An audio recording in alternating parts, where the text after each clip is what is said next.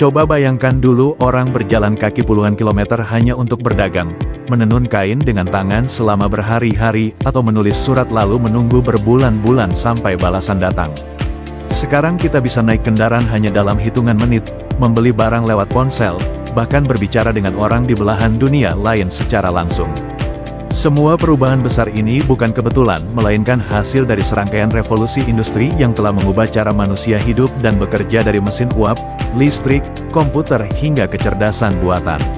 Setiap revolusi industri membawa dampak nyata yang kita rasakan sampai hari ini.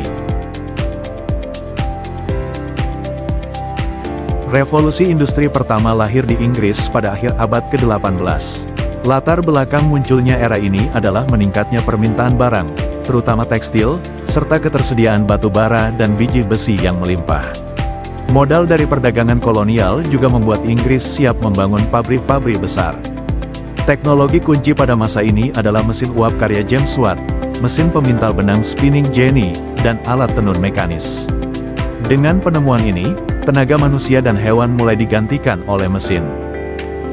Ciri utamanya yaitu produksi menggunakan mesin sederhana bertenaga uap, pabrik tekstil tumbuh pesat, transportasi mulai menggunakan kereta api dan kapal uap, muncul kelas baru, yaitu buruh pabrik. Contoh nyata dari revolusi industri 1.0 adalah berdirinya pabrik tekstil di Inggris, serta kereta api bertenaga uap ciptaan George Stephenson. Dampak positif di era ini yaitu produksi meningkat pesat, biaya produksi lebih rendah, perdagangan semakin berkembang. Di sisi lain, dampak negatifnya adalah buruh bekerja dengan jam panjang dan upah rendah, kota-kota dipenuhi asap batu bara, dan kesenjangan sosial semakin lebar. Namun, mesin uap yang boros energi dan mencemari lingkungan tidak bisa bertahan selamanya. Dari keterbatasan inilah, lahirlah babak baru. Revolusi kedua muncul di akhir abad ke-19, terutama di Amerika dan Eropa, dan dikenal dengan nama revolusi teknologi. Latar belakangnya adalah keterbatasan mesin uap yang boros dan kurang efisien. Manusia pun mulai beralih ke sumber energi baru, listrik dan mesin pembakaran dalam. Teknologi kunci pada masa ini yaitu ditemukannya listrik, bola lampu Thomas Edison, mesin pembakaran dalam, baja, kimia modern, serta jalur perakitan yang diperkenalkan oleh Henry Ford. Ciri utamanya yaitu 1. Produksi massal dengan sistem assembly line, 2. Energi listrik menggantikan uap, 3. Transportasi dan komunikasi makin cepat dengan telegraf dan telepon, 4. Kota semakin modern dengan lampu listrik. Contoh nyata revolusi industri 2.0 adalah produksi mobil Forte dengan jalur perakitan, serta penggunaan bola lampu listrik yang mulai menerangi dunia. Dampak positif adanya era ini yaitu barang lebih murah dan tersedia banyak, transportasi global berkembang pesat, komunikasi jadi lebih cepat. Di sisi lain, dampak negatif yang dirasakan adalah banyaknya pekerjaan manusia digantikan mesin sehingga pengangguran semakin meningkat dan polusi industri semakin parah. Namun, meski listrik dan mesin pembakaran dalam membawa efisiensi besar, dunia masih bergantung pada manusia untuk mengendalikan produksi. Dari sinilah lahir era baru. Memasuki tahun 1960-an, dunia menyaksikan lahirnya apa yang disebut revolusi digital. Latar belakangnya adalah kebutuhan industri akan efisiensi lebih tinggi dan lahirnya penemuan baru di bidang komputer dan elektronik setelah Perang Dunia II. Teknologi kunci awal munculnya era ini yaitu diciptakannya komputer, internet versi awal, robot industri, dan energi nuklir. Ciri utama di era ini yaitu 1. Produksi otomatis menggunakan komputer dan robot.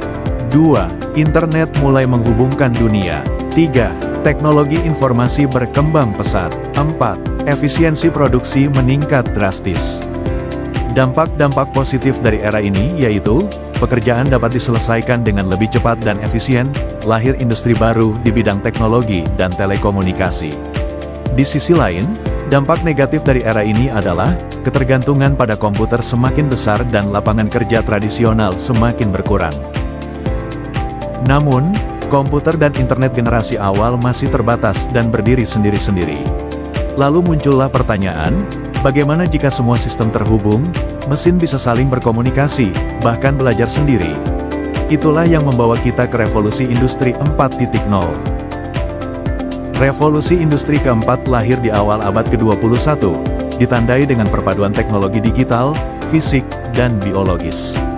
Latar belakangnya adalah kebutuhan manusia akan sistem yang lebih pintar, lebih cepat, dan lebih terhubung. Teknologi kunci, Artificial Intelligence, AI, Internet of Things, IoT, Big Data, Cloud Computing, 3D Printing, dan bioteknologi. Ciri utama dari era ini yaitu 1. Semua sistem terhubung lewat internet. 2. Munculnya smart factory dengan produksi otomatis. 3. Pemakaian kecerdasan buatan dalam berbagai bidang. 4. Data besar, big data, jadi penggerak utama. Dampak positif dari era ini diantaranya, efisiensi produksi sangat tinggi, layanan lebih personal, dan ekonomi digital berkembang pesat. Sementara di sisi lain, dampak negatif adanya era ini yaitu, risiko pengangguran massal akibat otomatisasi, serta isu keamanan data dan privasi. Dan disinilah kita berada sekarang, hidup di tengah arus revolusi industri 4.0 yang terus berkembang. Teman-teman, dari revolusi industri 1.0 hingga 4.0, kita belajar bahwa setiap revolusi muncul karena keterbatasan dari era sebelumnya, lalu disempurnakan dengan penemuan teknologi baru. Kesimpulannya, revolusi industri bukan hanya tentang mesin, listrik, komputer, atau kecerdasan buatan, tetapi tentang bagaimana manusia selalu berusaha beradaptasi untuk hidup lebih efisien. Teknologi memang bisa membawa tantangan besar, tapi juga membuka peluang baru. Maka, mari kita tidak hanya menjadi pengguna teknologi, tapi juga generasi yang mampu menguasainya dan mengarahkannya untuk kebaikan bersama.